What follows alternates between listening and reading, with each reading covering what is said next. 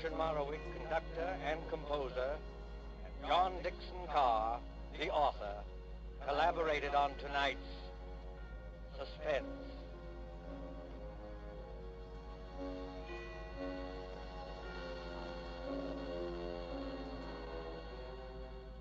This is the Columbia Broadcasting System.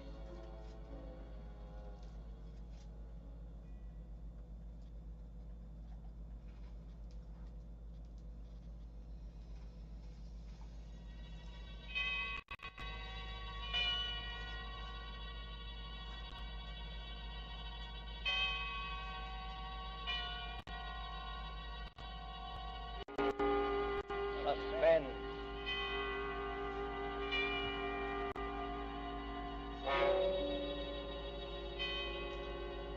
This is the Man in Black, here again to introduce Columbia's program, Suspense.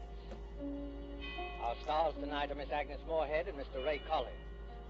You have seen these two expert and resourceful players in Citizen Kane, The Magnificent Amberson, in which Miss Moorehead's performance won her the 1942 Film Critics Award. Mr. Collins will soon be seen in the Metro-Goldwyn-Mayer Technicolor film, Salute to the Marines. Miss Moorehead and Mr. Collins return this evening to their first love, the CBS microphone, to appear in a study in terror by Lucille Fletcher called The Diary of Sophronia Winters. The story told by this diary is tonight's tale of suspense. If you have been with us on these Tuesday nights, you will know that suspense is compounded of mystery and suspicion, dangerous adventure. In this series are tales calculated to intrigue you, to stir your nerves, to offer you a precarious situation, and then withhold the solution until the last possible moment.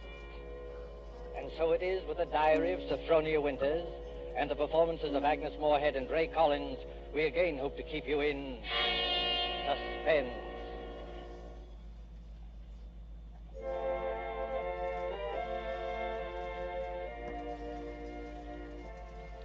February 1st, St. Petersburg, Florida. I, Sophronia Winters, have hereby begun this diary because on this date I feel for the first time that I've begun to live. Diaries are no good unless one has thrilling experiences. For 40 years, I've never had what could really be called a thrilling experience. But Papa's death has changed everything. Here I am in beautiful St. Petersburg with everything to start life anew, money in my purse, 2 suitcases full of new clothes, and a gorgeous new permanent wave. And Florida is really the land of romance. It doesn't matter whether you're 17 or 70. There are parties and dances and bingo games and flirtations for all. My landlady, in fact, tells me that people often become engaged and even married to perfect strangers overnight. I'm still shy, of course, but just the same, it's such fun and so thrilling to think one's fate may be just around the corner.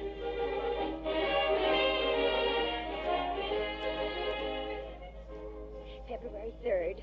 Oh, diary, it is beginning. This morning when I came out of my lodging house to go down to the beach, I noticed a man, a thrilling-looking man, sitting across the street on a bench. It was just as though he were waiting for me, because when I came out, he sort of started up as though he knew me.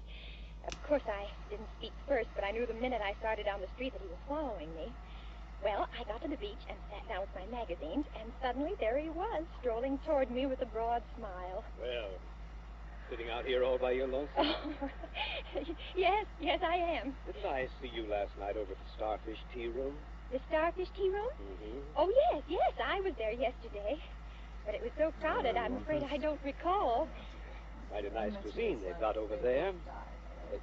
Mind if I sit down beside you? Not at all. Oh, just a minute. Sit on this magazine. The beach is so sandy. Oh, sand doesn't bother me. I'm from Maine, you know. We get plenty of sand up there. Do you? Been down here at St. Pete long? Oh, just 3 days. 3 days? That's a long time. It's a wonder I didn't spot you before. Oh, Mr. Johnson's the name, Hiram Johnson. Oh. I come from Green Harbor, Maine. Run a big hotel up there summers. Well, that's my whole history in a nutshell. My name's Sophronia. Sophronia Winters. Sophronia? Uh-huh. Well, you know, that's quite a coincidence. My sister-in-law's name was Sophronia. Oh? Sophronia Johnson. You ever heard of her? She looked quite a bit like you, too. Sophronia Johnson? No, I'm afraid I haven't. Who was she? Someone very famous? I'm so ignorant about these things. Oh, that's all right. Say, look at that sun, will you? I'd say it was pretty nearly time for lunch. And Diary, darling, he is wonderful. Strong and kind, warm-hearted, so generous. I don't want to be like the other silly women in this town, but Hiram is different. There's something almost poetic about him, something sad and deep. You know, Sophronia, it's kind of mysterious, us finding that 9-point starfish on the beach together. My sister-in-law, Sophronia, used to collect 9-point starfishes. And to think your name's Sophronia, and you find a 9-point starfish with me. Well, it kind of draws us together, eh? Huh? What do you think? As though I'd known him all my life. My landlady says it's foolish. But look at Romeo and Juliet. Weren't they foolish? What's the good of waiting, Sophronia? I've got to be back at the hotel in a week. We may never see each other again. Oh, Hiram, don't say that. I couldn't bear it. Then let's do it right away. Tomorrow? There's a parson out on Coral Avenue who'll do the job for us. We can take a nice moonlight drive out to the alligator farm afterward, have a nice shore dinner, then climb on board the Orange Blossom tomorrow night from Maine. Just think of Maine. Big dark pine woods, the sand, the bay. The two of us alone together. Two of us alone together.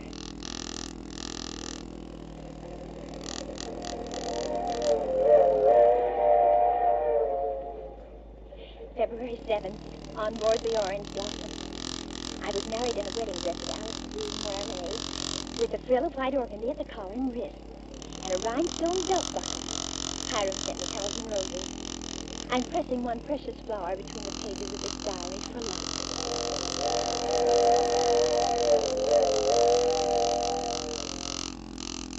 You'll understand in a couple of minutes. Bags heavy? No, not particularly, dearest. Oh, I can't get over that taxi man at the station. Imagine his insolence, saying he couldn't drive us over. Maybe he didn't have any gas. It happens sometimes around here. Well, anyway, I'm glad the weather's so mild. Can you imagine what it would be like in a blizzard? There's a place. Oh, wait a minute. I don't want to look there until I put down these bags.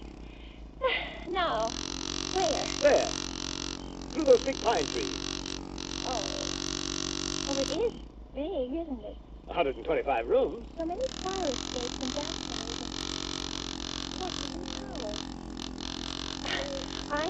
I stayed in a hotel like that once years ago with Papa. It was very fashionable then. My grandfather built that place 50 years ago. Hasn't been changed much since. No? Well, of course, you've put in modern plumbing. Not yet. Here we are. Walk in. Oh, what's that? Just a foghorn out in the bay.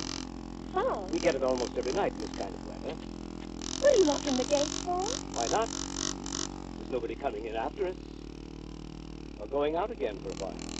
But I thought you said the hotel. The hotel's empty.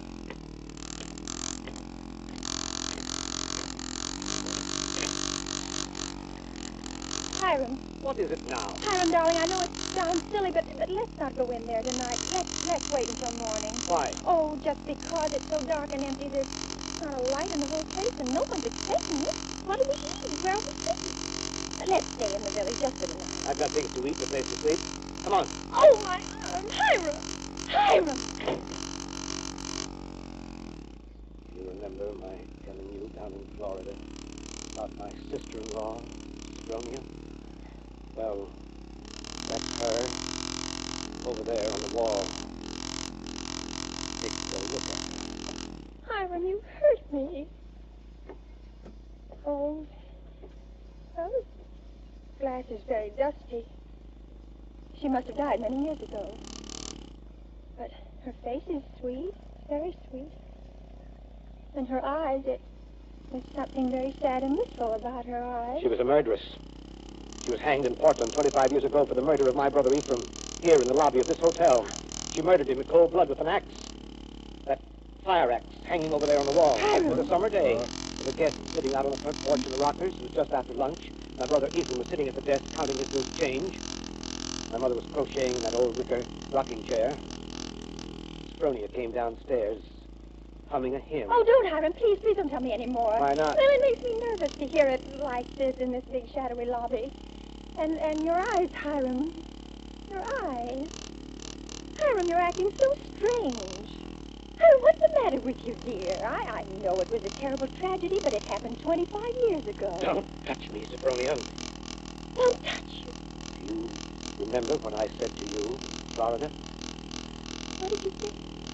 Well, you said a million sweet and wonderful things to me, Hiram. I said you resembled my dead sister-in-law. Look at her again. Look at her closely. Sophronia. But why? Oh, no, I can't. It's too horrible. I can't look at her face with any pleasure now, knowing she was a murderess. You're afraid to look at it? No, I'm not afraid. Hiram, please, my arm. Oh, very well. I'll look. Now, stand there quietly. Like that. Take off your glasses. That's all I wanted to see. That's all I wanted.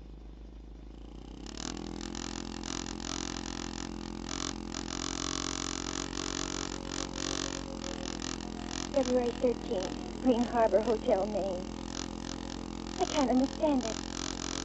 I try to fathom it, but my head aches and my heart is heavy. The hotel is deserted. Has been for 25 years. Everything is covered with spiders and cobwebs. The great dining room with its oak woodwork is alive with rats. And a row of broken rocking chairs on the front porch faces emptily out to sea. Does he mean this to be my home? He's downstairs in the shabby parlor, off the lobby, playing the harmonium.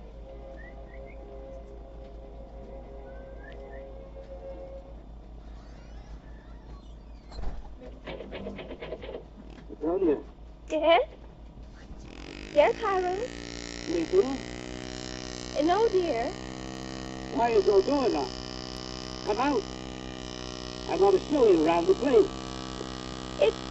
It's all right, dear. I've seen it. I've seen just about everything. No, you haven't. You haven't seen the grounds at all. The grounds? But, Hiram, it's after midnight. I want to show you where my sister-in-law, Sophronia, is buried. Well, not tonight, dear. Please, it's so late and I have a headache. Open the door, Sophronia. I want you to come now. No, I shan't. I'll go away and let me alone. I won't. I won't. No use carrying on like that. See, I have pass keys to all the doors.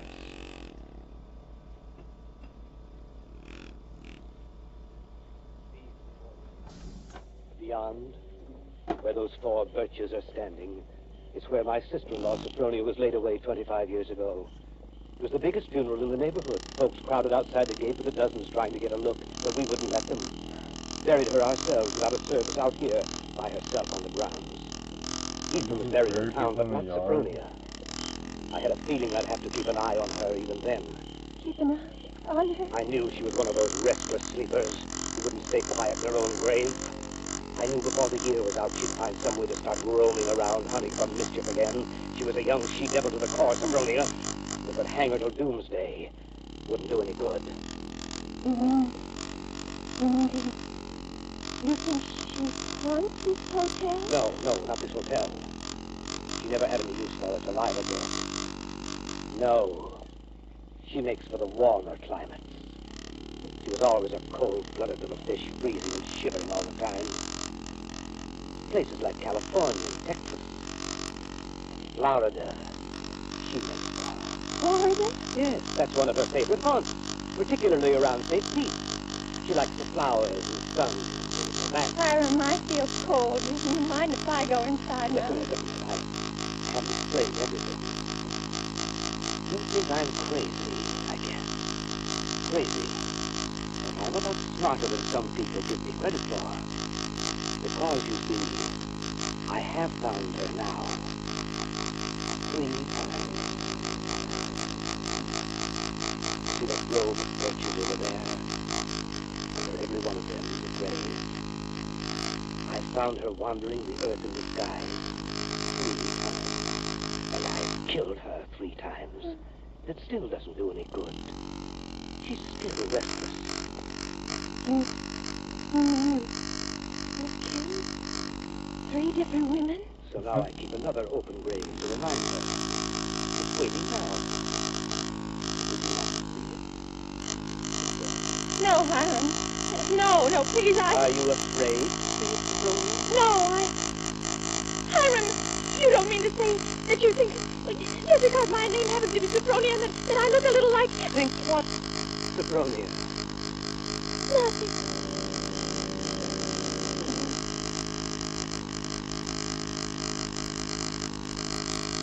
February 14th. My mind is made up.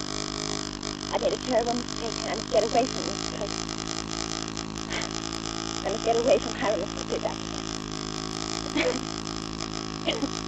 It should be easy. There's no fog to be. If I can only escape from the hotel, I can run and hide in the pine woods. No. It's a waste of breath. When the gentleman sits down in the parlor, crazy harmony. I can hide a little earlier in one of the deserted rooms, and then when his back is toward the lobby, step out the front door.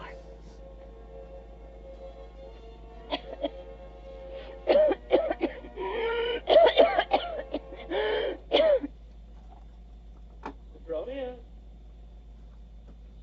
Sophronia?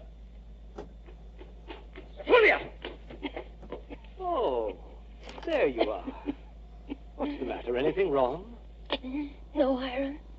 You didn't want anything outside, did you? Because if you do, you'll have to ask me to get it for you. You see, I always keep the front door locked.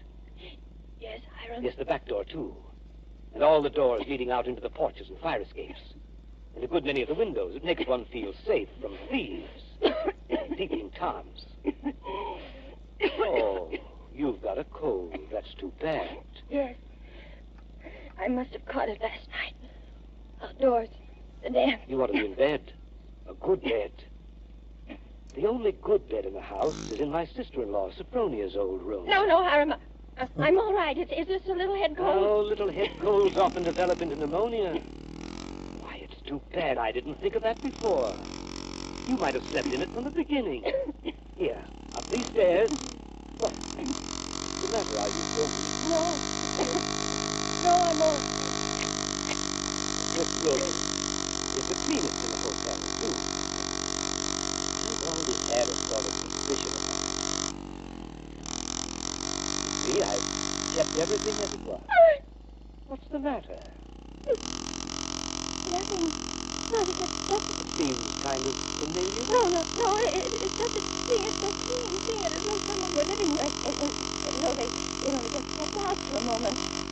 It's as she left it that afternoon when she walked down to murder my brother. You see her needlework on the table with a needle sticking in it? And her hymn book still open? She was very fond of singing hymns before we was. Had a nice voice, too. I used to accompany her. I'll turn down the bed for you. Will you get undressed while I go and make you some hot tea? No, I don't want any. Here's the closet. You can put on one of Sophronia's dresses.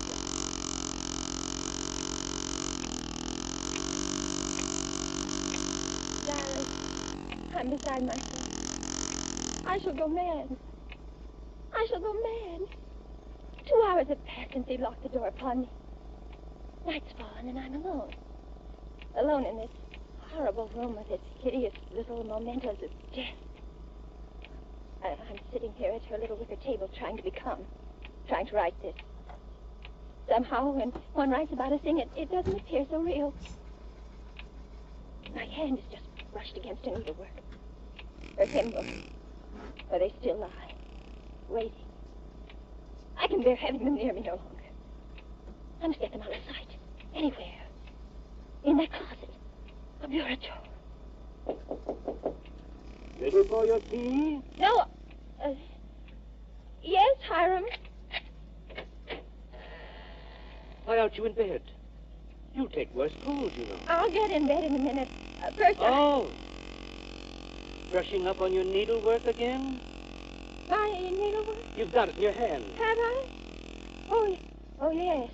Yes, so but I wasn't working on it, Hiram. I swear I wasn't. I've never done a stitch of needlework in my whole life. I don't know one embroidery stitch from another. Let me show you. Look, I don't even know how to hold a needle. Get into bed, Sophronia. You're feverish. Before we go on, Hiram, before you go on thinking, we've got to have an understanding. You've got to let me explain. I was born in 1892 in Kalamazoo, Michigan. My name is Sophronia, that's true, but they name lots of people Sophronia. I was named for my grandmother. She had just died. No, you've got to listen to me. I've lived in Kalamazoo all my life. If you'd only just write a letter or send a wire. Well, I've never heard of Green Harbor in my whole life. I never went anywhere. For almost 10 years, I stayed home day in and day out nursing Papa. He had a stroke. I wasn't out of the house. It was a red brick house and a green flower.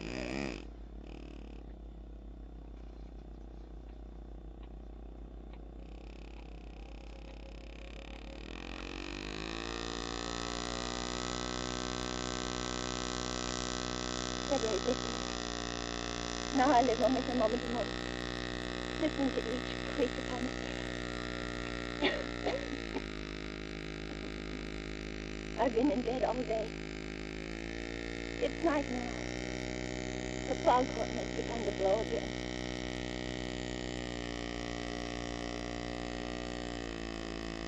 February 19th. I woke up early this morning after a wretched night, and the date was running in letters of fire in my brain. He's planning to kill me. It'll be the day. But the hours have been crawling on. It's almost midnight. Oh, why, if he's going to kill me, doesn't he do it at once? Why did he torture me like this? I'd rather be dead than sit here and live for 1 moment longer. I can't bear it. If it doesn't come in 5 minutes, I shall force it. I shall beat on the door. No. Rather let me sit quiet and it doesn't come. Oh, I want to live. I want to live.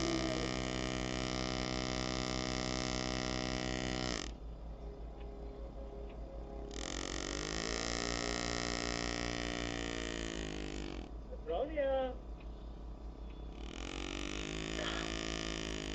Sophronia! Come downstairs. I want you to sing me a hymn. Sing? He never asked me to sing for him before. But she said. I can't sing, dear. I told you that long ago. Did you? Well, I'd forgotten.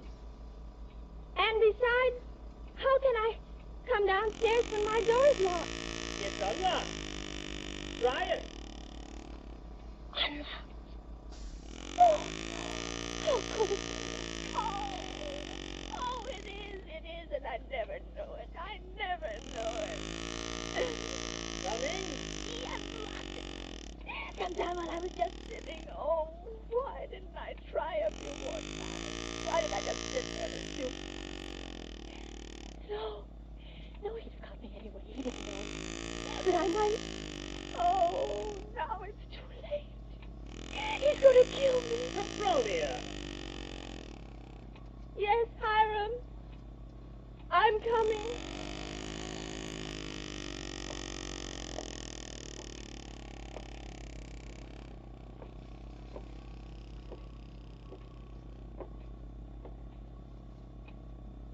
Hiram, where are you? In here. In the parlor. What are you doing there, Hiram? Waiting to hear you sing. You're at the harmonium? Yes. All right. I'll sing. I haven't sung in years, but I might as well. I'll sing for you out here in the hall. My voice will carry better. It always did carry better in the hall, didn't it, Sophronia? So you remember that, too. Of course, you know both the front and back doors are locked. Play a few bars, Hiram, dear, to warm me up. Shall I sing, too, Sophronia? Would you like me to sing along with you? If it pleases you, Hiram. Work for the night is coming. Work seeing if they're recording murders or... Work for the night. Oh, she's right. She can't see. When man's work is done, work while the daylight darkens, work in the summer sun, work for the night is coming.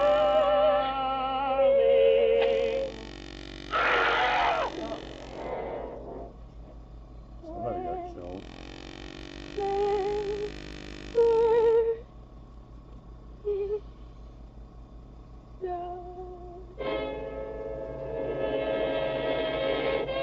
What the hell happened?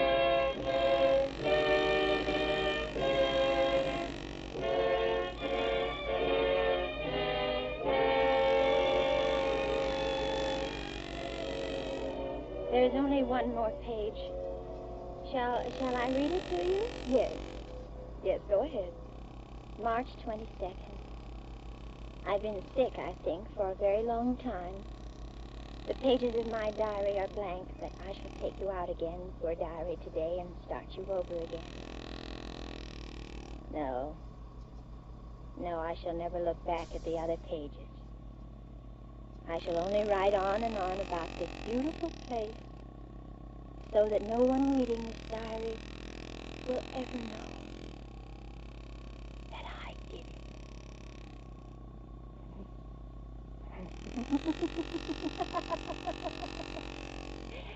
But I did do it, diary. I was smarter than you. When I opened that door at the head of the stairs and heard the music, when I saw the fire axe still hanging on the wall. She asked him while he was playing the piano. So terribly cautious.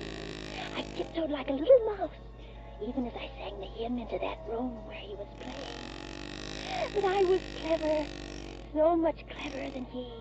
I kept on singing, and now I'm free. Free as a bird. I'm free and they shall never catch me now, not this time or ever again, because he's dead. Isn't he, Nurse? Nurse, isn't my dear brother-in-law, Hiram, really dead? Yes, miss, he's dead. And now I'll thank you to hand me that diary. The doctor doesn't approve of the patient's writing anything. Writing anything?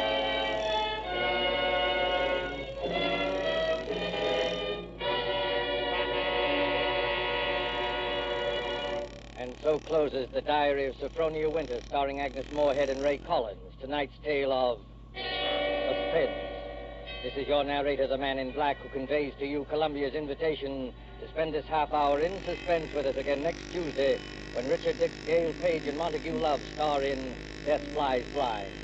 The producer of these broadcasts is William Spear, who with Ted Bliss, the director, Lud Gluskin, the musical director, Lucian Mohowick, the composer, Lucille Fletcher, the author, collaborated on tonight's Suspense.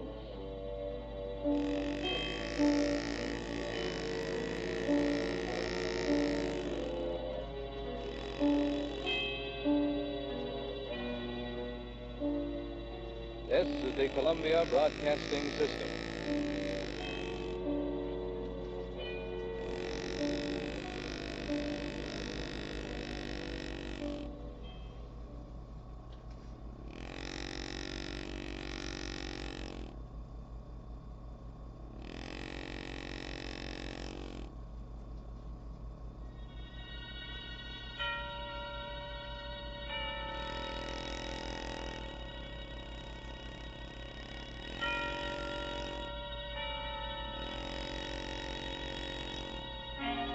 Suspense.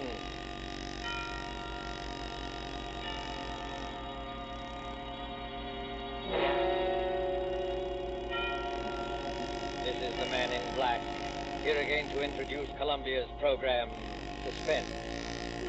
Heading our starring Hollywood cast this evening is Mr. Richard Dix, who appears as a United States naval officer. found himself in a remarkable predicament on what should have been an uneventful flight from New York to Philadelphia. As fellow passengers aboard the airliner are Miss Gail Page, is a girl named Monica, and Mr. Montague Love, who plays that aged and domineering millionaire Silas Naylor. A story by John Dixon Carr called Death Flies Blind is tonight's tale of suspense. If you have been with us on these Tuesday nights, you will know that suspense is compounded of mystery and suspicion, dangerous adventure. In this series are tales calculated to intrigue you, to stir your nerves, to offer you a precarious situation, and then withhold the solution until the last possible moment. And so it is with Death Flies Blind and the performances of Richard Dix, Gail Page, Montague Love, and our other players, we again hope to keep you in suspense.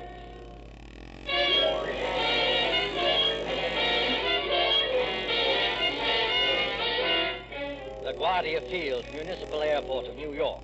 LaGuardia Field, vast behind its white buildings.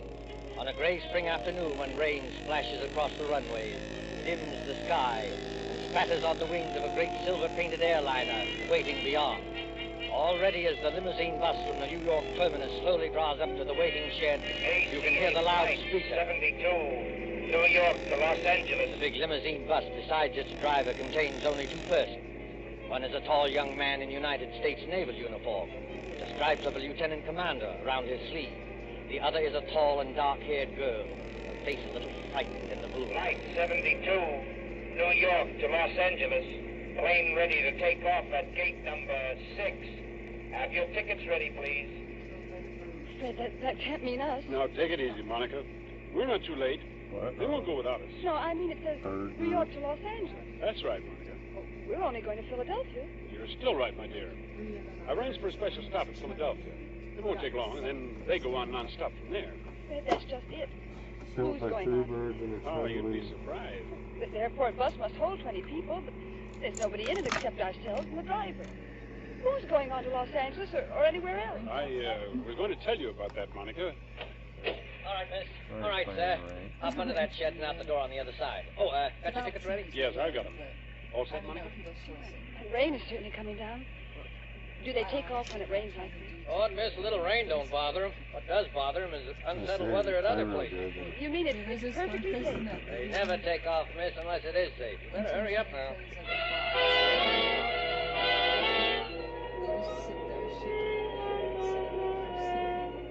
There's the plane, Monica. Shall we run for it? But I'd rather not run if you don't mind. Aren't getting nervous, are you? I know it's stupid of me. I've flown before. It's just those few seconds before the takeoff. You're moving and the motors have been idling. All of a sudden they start to roar. The plane races ahead and the roar gets louder and suddenly you think, am I ever going to get down alive? Now, look here, my dear. Oh, I'm sorry, Fred. There's nothing to worry about, you know. Of course not. I'll be good. It's just this dismal day and ghostly bus without any passengers. Fred, look, Where? at the plane. They've got all the windows covered inside with little gray curtains. Oh, that's all right, Monica. It's only a wartime measure. Wartime measure? Yes. Just keep those curtains closed for some minutes after taking off and before landing. So no one can make maps or take pictures of our airports. Anything could happen up there. No. And what's more, if you're worried about your fellow passengers, look over your shoulder. Well, there are some people coming through the gate. Yes, you see the little gray-haired man with the big fellow on each side of him? The secretary dashing around them like a destroyer in a convoy? You know, I've seen that gray-haired man somewhere before. You've seen his picture. That's Silas Naylor, the third richest man in the world. Those two big fellows are his bodyguard. Does he need a bodyguard? Well, not more than most of us, I imagine. I don't like it. Oh, nonsense, my dear. Come on now, up the steps of the plane. Give your name to the air hostess at the door. That's it. Good afternoon, miss. May I have your name, please? I'm Monica Vale. You're the air hostess? That's right, Miss Vale. Take any seat you like. And you, sir? Onslow, Lieutenant Commander Fred Onslow. Oh, yes, Commander. We've had instructions about you. Happy to have you with us, even if it's only as far as Philadelphia. Thank you. May I take your overcoat or your briefcase? Only the overcoat, please. I'll keep the briefcase. Look there. What is it now? That man you called Mr. Naylor's secretary. Light-haired man, rather good looking. Oh. Well, you better be careful on that slippery surface. Certainly has. Look out, man. Look out, man. Watch your step. Look. Well, are you all right? Here, let me help you up. I'm all right, thanks. Perfectly all right. Air hostess. Yes, sir. My name is Michael Shepard. I'm Mr. Naylor's secretary, and I think there must be some mistake here. Mistake, sir? Yes. When Mr. Naylor travels, he's in the habit of booking every seat in the plane to ensure privacy. Yep, you see, we have 2 extra passengers. Well, I'm afraid that's my fault, Mr. Shepard. Indeed, sir. Then would you and the young lady be good enough to take some later plane? I'm sorry. I'm afraid I can't do that. No, and why not? Maybe I ought to explain, Mr. Shepard, that Commander Onslow had last-minute orders to join his ship. He and Miss Vale have priority as far as Philadelphia. Philadelphia. Must we stop there? Only for a few minutes, Mr. Shepard. This is outrageous. Mr. Naylor is traveling, in a sense, on government business. So am I, old man. The Navy often does. That doesn't alter the principle. I don't want to seem ungracious, you understand. Mr. Naylor is always glad to help our brave soldiers and sailors. Choir will now sing hymn number 214. But this time you've gone too far. I shall appeal to Mr. Naylor himself. Mr. Naylor? Yes, Mr. Shepard, I can hear you. What is it? This naval officer, sir, and the young lady. Oh, I know, Shepard, I know. Isn't the plane big enough for all of us? I was only following your orders, Mr. Naylor. You asked for privacy. All right, Shepard. What I'm asking for now is less noise. The lieutenant commander in the Navy, eh? That's right, Mr. Naylor. Off on another fishing trip, I suppose. That's just exactly right, sir. Ever had this stepped yet? No, never. Well, I have. 20,000 a year I've had paid on this. And what do they give? This stuff. I'm not surprised you got priority, Commander, but I am a little surprised about the girl. She's my fiancée. Mr. Naylor, Miss Vale. Meet the rest of my family. These 2 bruisers here, including the one with the mouth organ, are my bodyguard, Mr. Cohen. I'm pleased to meet you, Commander. How do you do? This is Mr. O'Reilly. Glad to know you, Commander. How are things going? Hey, Cohen, Kent, don't you ever get tired of playing that mouth organ? You stand away from the doors. I want to close it. Will everyone please take your seats and fasten the seatbelts? Are we ready to take off? Yes, in just a moment. Shepard. O'Reilly. Come along to the front of the plane. Yes, sir. Oh, we'll sit in the back here, won't we, Fred? Yes, yes, of course. Fred, is anything wrong? No, of course not. Why, what could be wrong? Then you'd better sit down. We're starting to move. That's good advice, Commander Onslow. But I must ask you, Miss Vale, not to touch the curtain on the window. How soon before we can open the curtain? As soon as we're well away from New York. You see that illuminated sign, no smoking, fasten seatbelts? Yes. What about it? When the lights in the sign go out, you can open the curtain. And smoke as much as you like. Now, if you'll excuse me. Certainly. You needn't try to fool me, Fred Onslow. You saw what? I saw you pick up that scrap of paper one of those men dropped. Why, that wasn't anything, Monica. May I see the paper? No. Why not? Well, because I'd rather you didn't see it, that's all. There is something wrong, isn't there? Look, Monica, let me repeat over and over, what could be wrong? Why, there's Silas Naylor, an internationally famous figure, with a group of trusted attendants. Here's an ACA plane as safe and dependable as the old gray mare. All the same, All the same what? I wish I hadn't brought you along. I wish there was some kind of an emergency cord, like a train, so that you could stop this plane whenever you had it. We're on our way.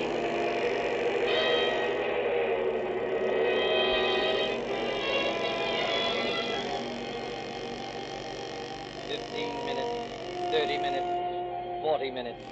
The great silver plane throbbed against dead quiet. It was warm and stuffy in the cabin, despite the hissing ventilator. Dim white reading lamps shine down on a double row of cushioned chairs along one side and a single row of cushioned chairs along the other. Ahead, above the closed door to the pilot's control cabin, the red glowing sign still warns against opening those curtains. Aft in the plane sits Commander Onslow, his eyes fixed on the clock under that illuminated sign.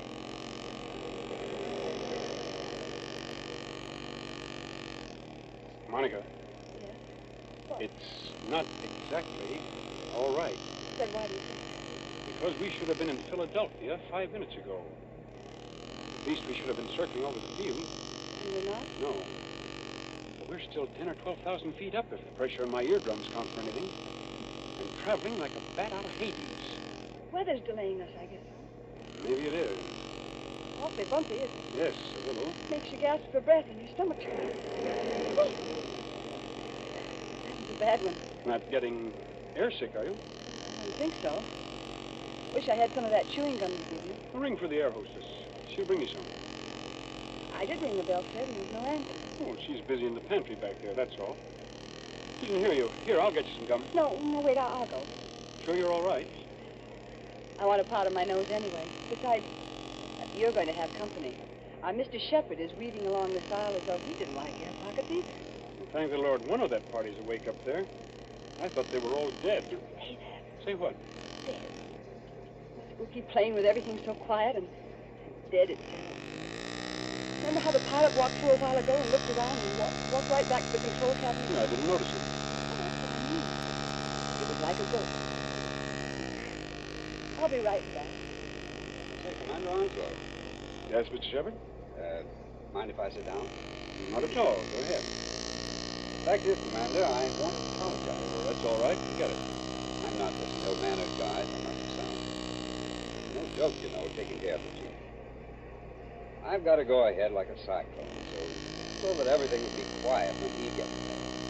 It's a great responsibility, too. I can imagine. I go on these long trips. There's the chief, half asleep, and O'Reilly reading detective magazines and Cohen with his mouth organ. Doesn't that mouth organ bother the old boy? No, he likes it. Especially when Cohen plays the old square dances. Chief's a great man in his way. I was just wondering about that. Wondering what? Is it true? Stop me if I'm talking out of turn. Go ahead. We can trust the Navy.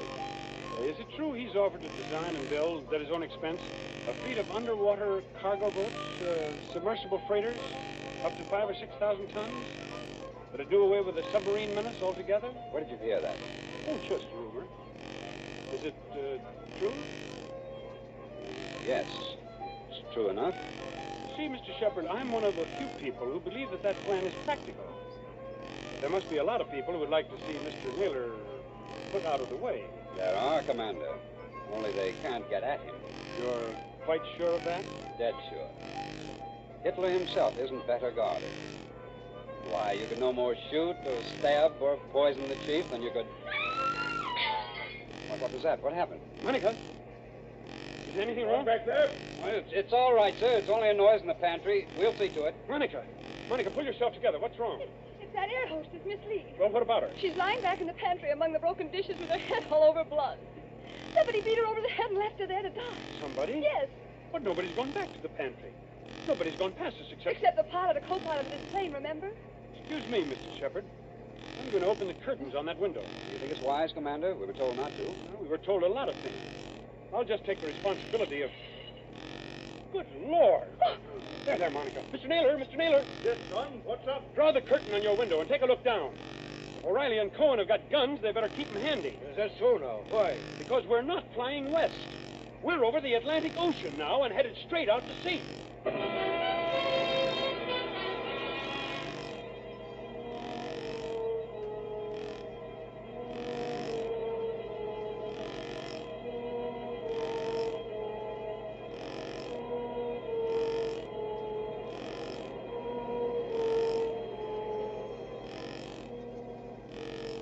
Gray water, thin clouds. We must be miles and miles away from land. We are miles away from land. Does anybody here know anything about first aid? I do, Commander. I studied medicine in the old days. Then you better go back and look after the hostess. You join Mr. Naylor. Steady, Monica. This horrible blindness doing that. Air pocket, look out. Here, Commander. We're over the ocean. What the devil's going on here, eh? You're being kidnapped, Mr. Naylor. That's my guess. Kidnapped, did you say? Ah, come off it, Commander. We ain't as dumb as that. The pilot and the co-pilot of this plane are fakes. They've replaced the real officer. On a dark day like this, with their raincoat collars turned up, they could have gotten away with it. And hijacked us straight off the airfield. Is that it? Yes, I'm afraid so. The hostess must have spotted one of them and he knocked her out. Now, what about the airport? Wouldn't they know a plane was missing? Well, not until we failed to show up at Philadelphia. The pilot would report by radio telephone about, 15 minutes out of New York. But after that, silence. Excuse me, Commander. You say these two fake pilots are still aboard? In that compartment there with the closed door? Yes, that's right. Then what are we waiting for, Cohen? Can we get to work on them? You said it, Barney. Now, wait a minute, both of you. You wouldn't be trying to stop us, would you, Commander? The one thing we don't want is a gunfight 12,000 feet up. Can any of you fly a plane? No, not one of us. Well, neither can I. So if anything happens to those two pilots, how are we going to get down? I see, young fellow. Well, what are you going to do? First of all, we'll try rapping on the door. Have your gun ready. You can count on that, sir. Fred, listen to me. Be quiet, Monica. Has this anything to do with the scrap of paper you picked up off the floor? What scrap of paper, Commander? Never mind, sir. Why, this door, it's unlocked. Unlocked? Now, don't take any fool chances, young fellow. The way I always did when I was your age. Stand to one side when you open that door. Let Cohen and O'Reilly take care of it. Good Lord. Well, the control cabin is empty. There's nobody at the controls. You mean we're flying without a pilot? Yes. See that stick move back and forth? As though a ghost had hold of it? Those crooks do. They set the automatic controls. It's a gyroscope attachment that keeps her steady. And then they must have bailed out. And what's going to happen to us? You see, Monica, the fact is... Go on, Fred. Tell me the truth. I'll know if you don't. Well, we'll go on until our gas runs out or until a storm hits us. Then we'll dive into the sea. It's as good a way of killing Mr. Naylor as any. I see, son. Have we got any chance at all? Frankly, I don't know. Wait till I get a look inside of that control cabin. Holy Mother, that's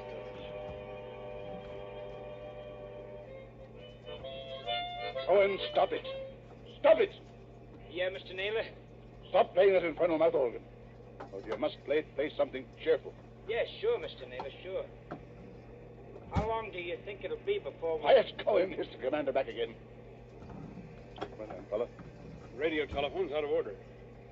We can't signal. Fred, what about those patrol ships? You said they're 200 miles out to watch for unidentified aircraft. Won't they see us? They've seen us already, I expect. They'll send for an Army fighter plane to investigate, but... Oh, what can it do? Yeah. Shoot us down, maybe, huh? That's fine. If only somebody could fly the plane. Well, nobody can, Skipper, so think of something else.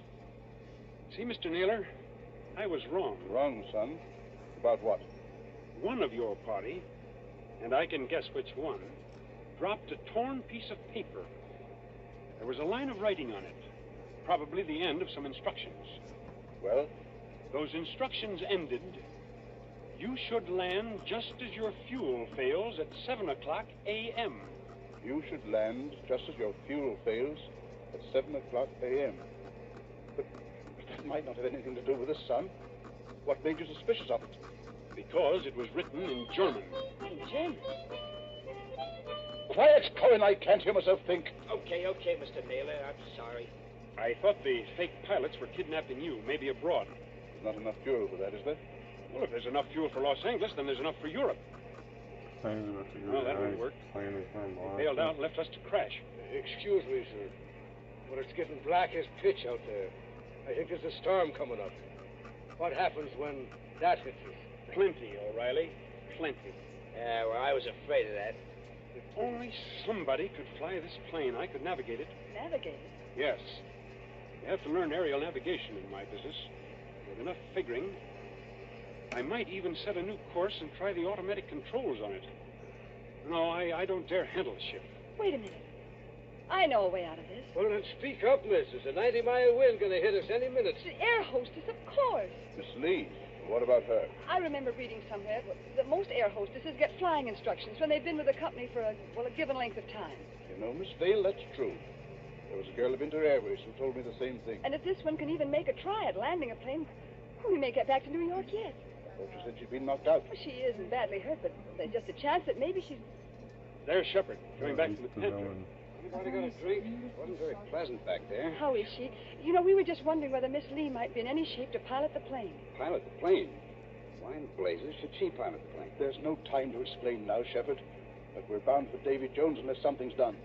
Could she do it? No. Not even if we revived her? Not if all the doctors on Earth stood at her side. Why, but I don't think you understand, sir. Miss Lee has just died.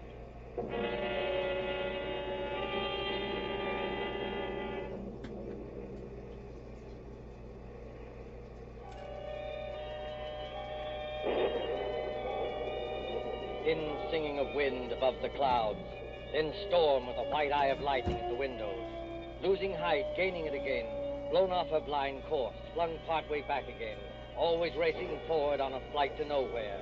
Late afternoon, evening, night, the steady throbbing of motors like a pulse beat inside the head. Towards morning, the storm dies away. In that dim cabin, there is exhaustion of nerves. The hands of the clock stand at 1:45 in the morning.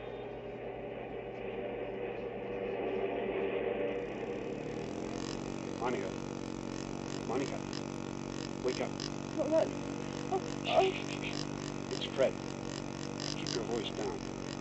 Have I been confused? Yes, for a couple of hours. They condemned criminals just on the night before the execution.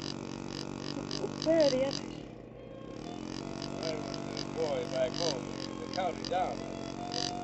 Father used to say to me, "Barney O'Reilly, did you ever see a banshee? A banshee, see? The old woman that lets you know when you're going to die." Pipe down, you two. I'm sorry. No offense, Chief. I can I say if I'm being concerned without somebody yapping all the time? I'm on red dead. Listen, Monica, and listen carefully. My first idea was right after all. What are you talking about? There's somebody aboard this ship who can fly a plane. Shh. There is. I proved it by the automatic controls. Proved it how? If those controls had stayed as they originally were, the side winds would have blown us clear off our course. But we're still on our course. That shows that somebody's been sneaking in there and setting us right again when we do stray. You mean... I mean, we're headed for somewhere. We're being taken somewhere. But we may outwit this gentleman yet. Outwit who? Is somebody still talking back there? I'm sorry, Mr. Naylor. Monica's just waked up. None of us can feel very much like sleeping anyway. All right, son. I admit it. Come up here and join me, will you? With pleasure. It's quite a hard game, but I still can't make it come out. Oh, what's the use pretending anyway? We know we're in for it. It's this waiting to catch you. Yeah, that goes for all of us, Mr. Naylor. What I'm dreading is the little one knows no this choke and the dead. And we start whirling down, down, down. What does it sound like, Commander, when motors conk out? I've never heard it, Mr. Naylor, but I imagine it sounds like... I imagine it sounds like that. We're losing height. I can feel it. Well, Cohen, I guess this is the payoff. Yeah, you said it. Look here, Mr. Naylor, we can't be out of fuel. Because it's too early. Look at the clock. It's only 5 minutes to 2 o'clock. I beg your pardon, old man. It's 5 minutes to 7 o'clock. 7 o'clock. Are you crazy? No. Haven't you forgotten the cross-ocean changes in time? By George, the commander's right. European time is 5 hours ahead of our time. If you don't believe me, just notice that it's getting daylight outside. I was thinking of that message. You should land just as your fuel fails at 7 o'clock a.m. Stand perfectly still, all of you. Yeah, what's got into little Lord Fauntleroy? I'll show you what's got into me, my friend. Yes, I rather thought you would. I shall go into that control cabin. Follow me if you like. I shall sit down at the controls, and I shall bring this plane safely to the ground. Safely to the ground. Where? In Germany, of course. Germany? Don't pull a gun, Cohen. If you plug in, we're all done for. That is good advice, Mr. Cohen. I might add that we're getting closer to the ground every minute. For the love of... Do I take control? Yes, go ahead, but we're following you. Follow by all means. All right. Let's get comfortable here. I take up my position, so. There's fog below. Can you see? Well enough, Miss Day. Well enough. We must go down rather quickly. And I can't help if it's somewhat rough on your ears. You young swine, what's the idea? The idea, dear Pete, is to bring you and your plans for a submarine freighter to a country which will appreciate them. Then those two fake pilots? They were colleagues of mine. Unfortunately, if they had remained, your pug uglies would have started a gunfight, and none of us might have got here. Well? So they left by parachute. And I brought you safely, without blood or toil, into the boundaries of the Third Reich. You're going down too fast, man. Now take it easy. I am perfectly in command, thank you. Look out! The trees, Look out, they're coming man. straight up at us.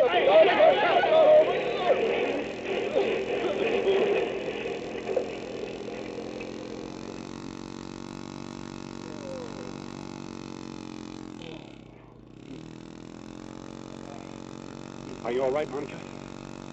Are you all right? Only a bit shaken up. We're all okay here, Skipper. Shall I give this guy the works now before they come to get us? No, don't shoot. Let him alone. That also is good advice. And now, my friends, my mission is ended. I stand up on the pilot's chair. I throw open this glass hatch. And to all Germany, to all the world, I cry. Dies ist das gestohlene Flugzeug im Begriff zu landen auf Feld Nummer 21. Heil Hitler! Well, strike me blind if it ain't another one. Yes, first Rudolph S. and now this bloke. What do you suppose they want over there? English. Why are you speaking English? Why, Coffee? It's an even habit we've got in this country. This isn't England. Oh, yes, it is. Better climb out of here and with your hands up. But it can't be. I followed the course laid down on those instruments. Unfortunately, old man, I altered our course last night. Keep back, Shepard, or you may get a bullet in the head yet. Your instructions were all right, but they didn't tell you about the 5 hours difference in time. When we got to the right navigation point, I let the fuel out of the tanks and made you think we were landing in Germany. You know, there's nothing like having a good Nazi for a taxi driver, is there?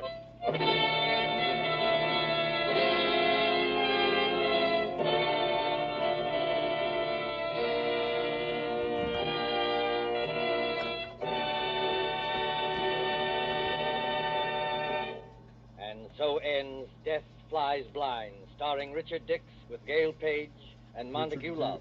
Tonight's tale of suspense. This is your narrator, the Man in Black, who conveys to you Columbia's invitation to spend this half hour in suspense with us again next Tuesday, same time, when Mr. Paul Lucas will star in the suspense play called Mr. Markham, Antique Dealer. Ladies and gentlemen, on the following Tuesday, May 18th, Mr. Charles Lawton and Miss Elsa Lanchester will be with us in one of the most famous of Agatha Christie's thrillers, The ABC Murders. William Spear, the producer, Ted Bliss, director, Lud Gluskin and Lucian Mahowick, the conductor and composer, and John Dixon Carr, the author, collaborated on tonight's Suspense.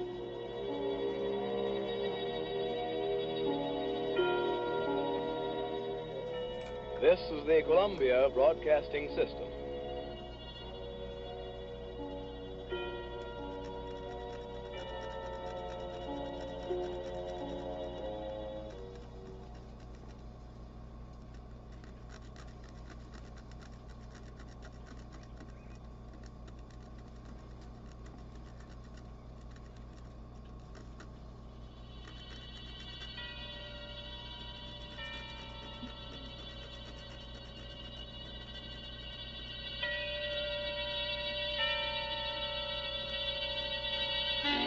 Suspense.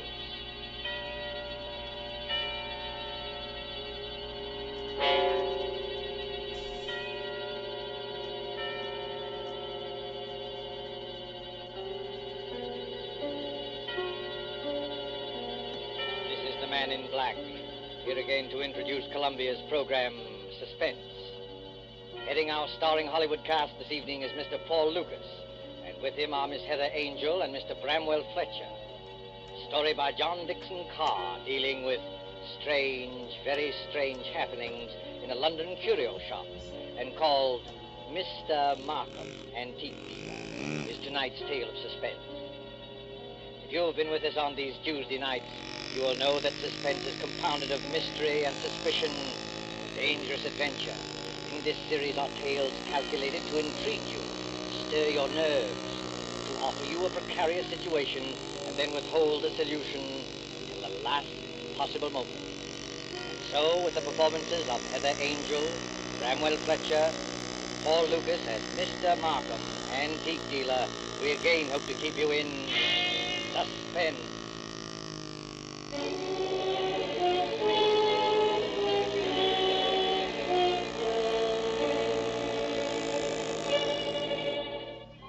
This is the story of a man who commits murder and gets away with it. Does the idea shock you? Do you believe that justice must always be done? But let's be honest with ourselves. You and I needn't be cynics to know that justice is very seldom done. Innocence flinches. Guilt is childlike and bland. Innocence is imposed upon. Guilt can encompass all things, even a successful murder. And I know this because I was the murderer, you say? Oh, no. Inquire at Scotland Yard. I was the victim. In Bond Street, not far from Piccadilly, there used to be an establishment, which in a less fashionable part of town would have been called a shop. On the windows, in letters as discreet as a visiting card, were the words, Charles Markham, antique dealer. Such a delightful fellow, Markham. Such a character.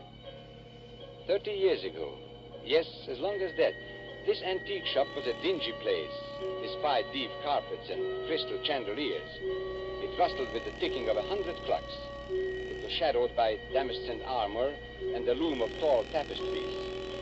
And late one summer night, when the shutters were long closed on those windows, a four-wheeler drew up before the door in the gas-lit street.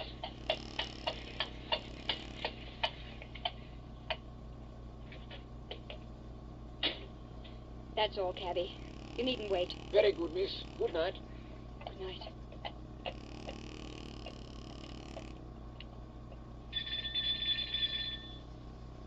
He must be here. He must be. I won't go back to that place. I'll kill myself first. Oh, look here, old man. You needn't be... Oh, I beg your pardon. And I beg yours. I'm not the person you were expecting, am I? No, madam. As a matter of fact, I was expecting the police officer. A police officer? Oh, merely an old friend who often drops in for a talk and a drink. You are Mr. Markham, aren't you? Yes, my name is Markham. Can I be of any service to you? I want to come in. I want to buy a present for somebody. Now, really, madam, this is hardly the time. Yes, I know it's late, but... It's nearly 1 o'clock, madam. Surely tomorrow morning will be... That'll be too late. This is a special occasion. It's a birthday present. That's it. A birthday present. I've got to deliver it before breakfast. And Sir George Lytle says this is the only place in London to buy antiques. Sir George flatters me. Won't you let me come in? Just for 5 minutes. Well, under the circumstances, madam, I think it might be managed. Now, one moment while I put some lights on. No. Please. That one little light will be enough. But you won't be able to see anything. That doesn't matter. I'll trust to your judgment. Just as you like. This way, madam. What's that? That noise? Oh, you mean the clocks, madam? There are more than 100 clocks in this room. I'm very fond of them. Don't they get on your nerves? Ticking away together like a nightmare? Striking the hours together? They don't strike together, madam. When the hour approaches, you will hear a musical din that lasts for some time. Might I interest you perhaps in a clock? No. I hate them.